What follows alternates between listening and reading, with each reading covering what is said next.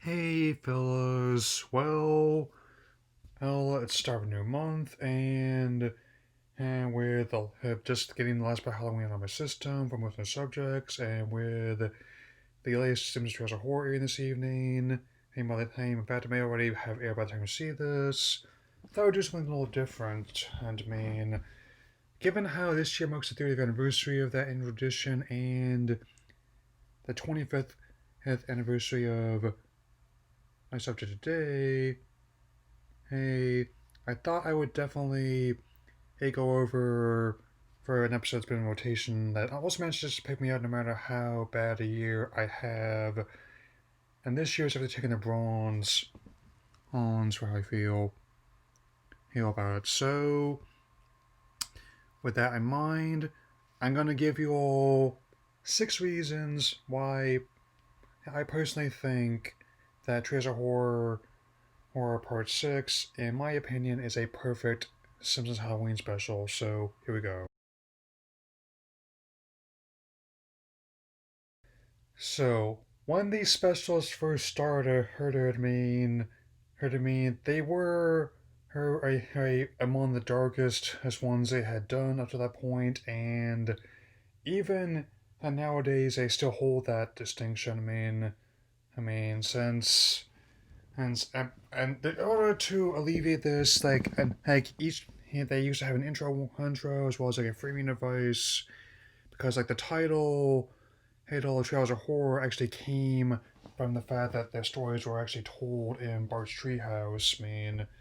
That was the first one way it was structured, but over time that became harder and harder to do, and they got less and less reassuring as a result. So, but this time they managed to really get it down by laying down how the framework that all future ones follow. That there was no intro warning and no framing device, which actually allows, as what I've mentioned before in my other videos, when I talk about horror content, that the simplicity of just seeing in the stories and how often horrifying they can be, that's what really makes it work. And that in turn would make a great segue into my next reason for this special and why I think it's perfect.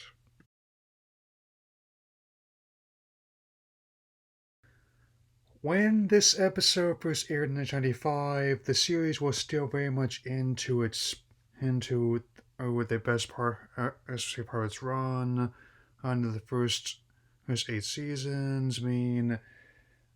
Later ones after that had very wild quality, but I've found something to enjoy all of them. But in the earliest seasons, definitely had the most ideal way. The jokes always just seem to flow naturally one to the other. There'd be at least one thing you would find amusing at least per moment in some way or another. I think in Super Eye Patch Wolf's videos have had some good summaries about this. You should go check them out. How they got a lot of good information that one otherwise have known out and how this is important because each of the 3 segments here just seem to really exemplify this and I'm going to be going over all of them briefly to explain and how much I love them and why this episode matters enjoy so much to me.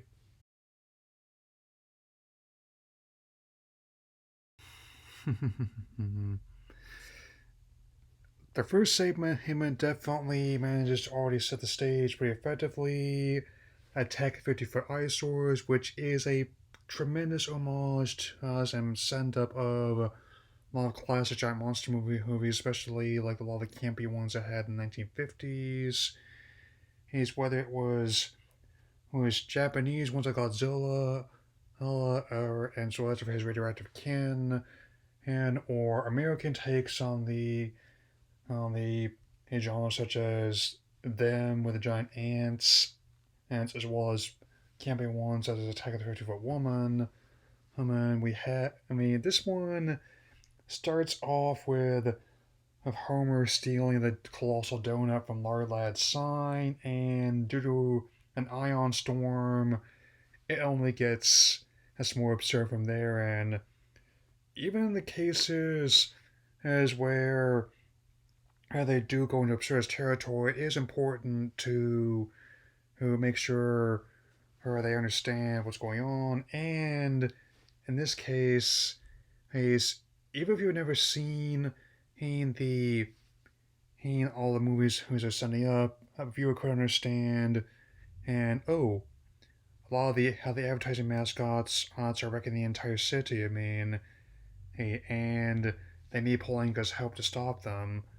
I mean, I especially like how Kent Brockman acts as like the Raymond Burr character from the American Double Godzilla, albeit a bit less reassuring, and given how he ends the segments before the ad break, saying that the next advertisement you see could destroy your house and eat your family, which could be amusing or horrifying depending on whichever ad plays you're watching this live or on demand, and or even kind of amusing if it just cuts right to just streaming it. So, yeah.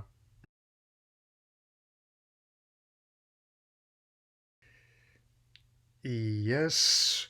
While the middle segment is a tricky mixture to get right, Hate for Halloween Special, I have to say that out of all the ones I've seen in past or since, that Nightmare Never Been Terrorist just seems to really nail it, all of it. I mean, it uses elements from a lot of the franchise at that point, given how at the time it had just has finished seemingly with the tongue-in-cheek New Nightmare being the last one, on with Willie being in the Freddy Krueger role, with the fedora and the sweater being sent up, and also using a lot of elements from one of my favorite installments, The Dream Warriors. It was like such having to go into their dreams and fight Willie, as well as like Martin dying of suffocation in class in his dream. Him and don't worry, I'll still be talking about the New Mutants when it comes out on DVD, most likely, but still. I also like the whole gag of Bart, at least Maggie trying to stay up watching the TV in a time full of forbidden fruits as Adult Swim were a thing. And like they basically like stock reports of a volcano erupting Pacific Rim. Hey, unless kaiju or Jaegers are in that near that volcano, I don't really care. However, Willie assuming the form of his tractor or his bagpipes, apes in the school, and even the little details like the color schemes of the exterior of the house. Those definitely play on a lot of the intros and outros in the movies and how they blur the line between dreams and reality. And the ending, like that chef, Willie tries to intimidate them in a much less impressive fashion, and and realizes he left his weapon on the seat of the bus as it drives off, and even goes, shoot, as his shoe comes off, and even like a sped up version of the theme song plays. So, I mean, and what else could have made this special work? Well, let's find out.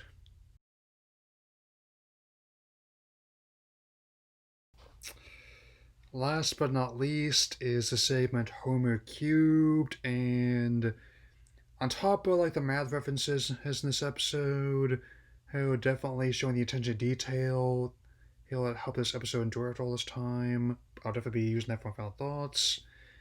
It shows Homer trying to get out of a visit by Patty and Selma, his in-laws, Osman, by jumping behind a bookcase and seeing some 3D world. I mean, to give you an example of how the CG was at the time and how big a deal it was this came out actually a little bit before one of the first CGI feature-length film, Toy Story, in 1995, and on top of that, it was worked on by a little company called Pacific Data Images, who will later go on to be part of Information DreamWorks, so in their CG. So if any fans of How to Train Your Dragon, Kung Fu Panda, or even Shrek are watching this, you might have this episode help think. And even I'm actually surprised how well it's held up over all this time.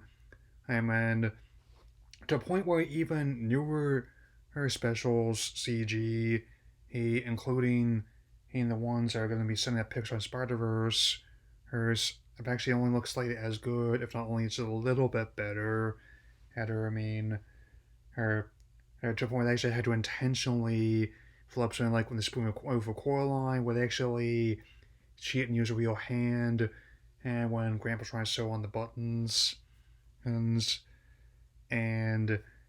it's also, but in general, even though I admit like everything in CG does tend to age over time, more often than not, the stylized stuff tends to hold up better than the realistic ones they're going for.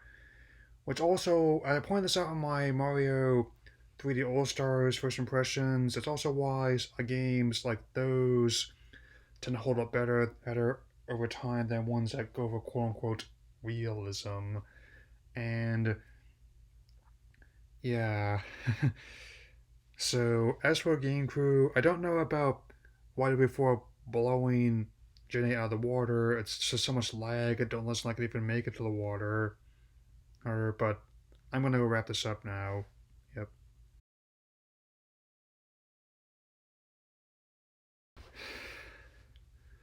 I submit everyone has their own traditions. This is for Halloween, even when they're just celebrating on their own, own in a post-coronavirus virus climate for her celebration. And as long as you have having fun your own way, you can make the most out of any situation. And much like the many horror films, other TV specials I've made part of my annual rotation, if not more so, then this one has endured some of the most out of any of the ones I've seen, in terms of horror and humor, horror sense. And on top of being a horror story, a lot of a lot of darkness can also be in terms of humor as well. I mean, they took advantage of like last year being also the episode that was Number of the Beast, and even if someone's kind of off of somewhat tasteless sometimes, I typically don't mind them on paper. I mean, heck, my favorite comedies my Python's in your life, closely followed by The Bowski. Of course, I wouldn't mind. I mean, and a little bit of dark humor. And on that note, out of all the episodes that they've done over the years, this is the one I have enjoyed the most, and why I personally believe, for my taste, that this episode is a perfect Simpsons Halloween special from beginning to end. And I hope you all enjoyed this video.